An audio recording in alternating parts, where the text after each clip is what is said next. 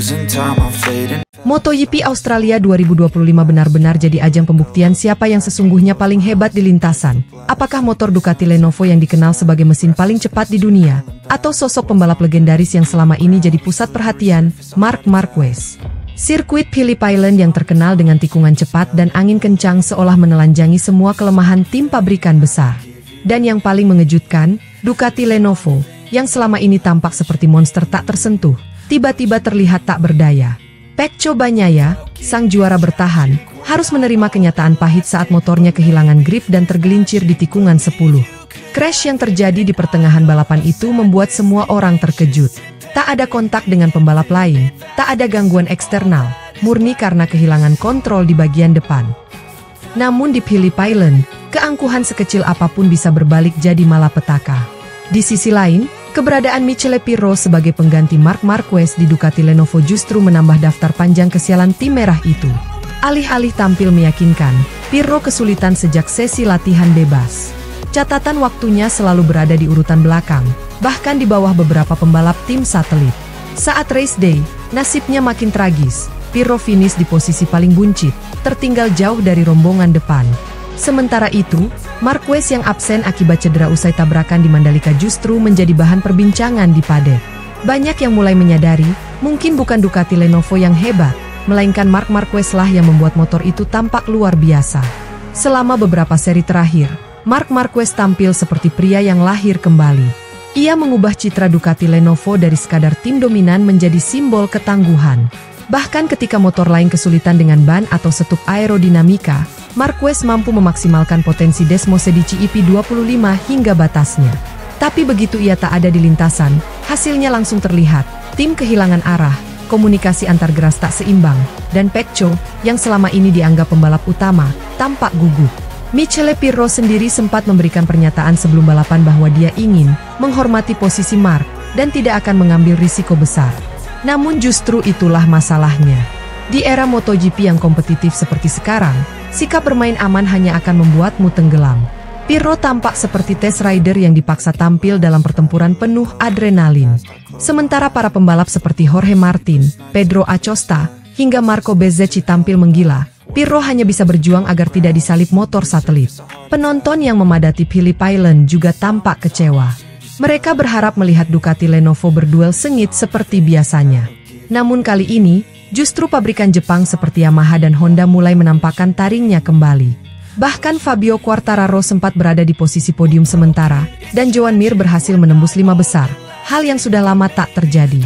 Dan di media sosial, komentar para penggemar pun langsung meledak. Banyak yang menulis, sekarang kelihatan siapa yang hebat sebenarnya, bukan motornya, tapi pembalapnya. Nama Marc Marquez trending di berbagai platform, meski ia sama sekali tak ikut balapan. Inilah bukti bahwa pesona dan pengaruh Marquez di dunia MotoGP masih luar biasa besar. Para analis juga mulai membuka data telemetri yang menarik. Ketika Marquez mengendarai Desmosedici EP25, ia mampu menjaga kecepatan konstan di tikungan cepat seperti lukisan mesin yang hidup. Tapi di tangan Pirro, performa itu turun signifikan. Data menunjukkan kehilangan grip di beberapa sektor utama, terutama pada sektor 3 yang terkenal berangin. Hal ini membuat banyak orang bertanya-tanya, apakah Ducati terlalu mengandalkan gaya balap Marquez hingga kehilangan keseimbangan teknis saat dia tak ada? Sementara Pecco, setelah jatuh, terlihat murung di paddock. Helmnya masih menutup wajah ketika ia kembali ke garasi. Tak ada ekspresi, tak ada komentar panjang. Ia hanya mengatakan singkat, ban depan hilang cengkeraman, saya tidak tahu kenapa. Sebuah kalimat klasik yang sering keluar dari pembalap yang kehilangan arah. Ironisnya, saat Marquez yang mengalami hal serupa di seri-seri sebelumnya, ia selalu mampu memberi penjelasan detail bahkan memberi masukan teknis kepada tim. Kehadiran Marquez di Ducati Lenovo jelas bukan hanya sebagai pembalap. Ia membawa mental juara, intuisi teknis, dan aura kompetitif yang mengubah dinamika tim. Sejak awal musim, Marc selalu menuntut perubahan kecil pada setting motor, bahkan dalam hal sepele seperti ketinggian seat unit atau distribusi bobot di rem belakang. Tapi perubahan-perubahan kecil itu ternyata punya efek besar. Sekarang, ketika dia absen, hasilnya bisa dilihat sendiri, tim kehilangan arah. Banyak jurnalis MotoGP yang menulis dengan nada serupa, Ducati hebat karena Marquez, bukan sebaliknya. Bahkan beberapa media Italia yang biasanya membela tim merah pun mulai goyah. Gazzetta dello Sport menulis, tanpa Marquez, Ducati terlihat seperti tim biasa. Sebuah kalimat yang tentu sangat menohok bagi Pecco dan para teknisi di Bologna. Sementara itu, rumor mulai berembus di paddock bahwa setelah hasil buruk di Australia, manajemen Ducati akan melakukan evaluasi besar-besaran. Beberapa sumber mengatakan, mereka mulai mempertimbangkan strategi baru agar tidak terlalu bergantung pada satu pembalap.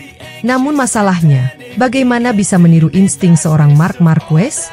Ia bukan hanya cepat, tapi juga tahu kapan harus mengambil risiko dan kapan menahan diri. Gaya balapnya seperti simfoni yang tak bisa ditulis ulang begitu saja.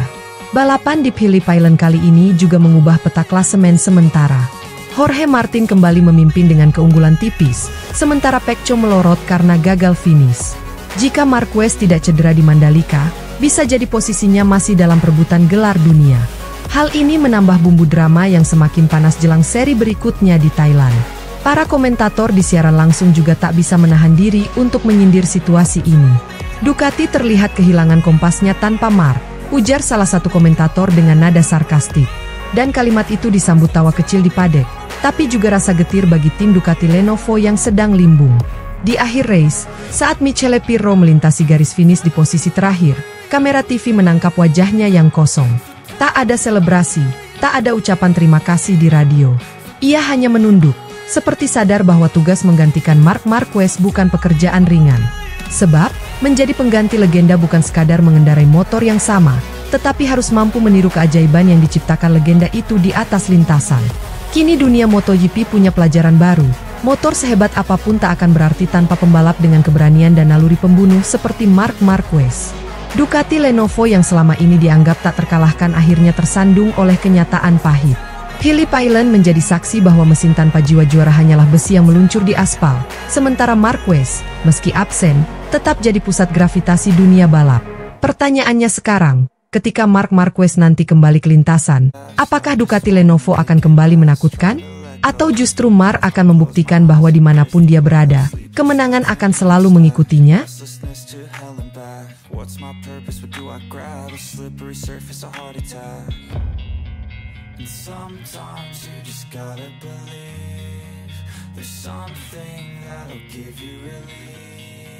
There's something that'll have what you need. We're broken, it's tragic, we're not all elastic, but maybe there's magic, believe you could have it. And I know of sadness, the anxious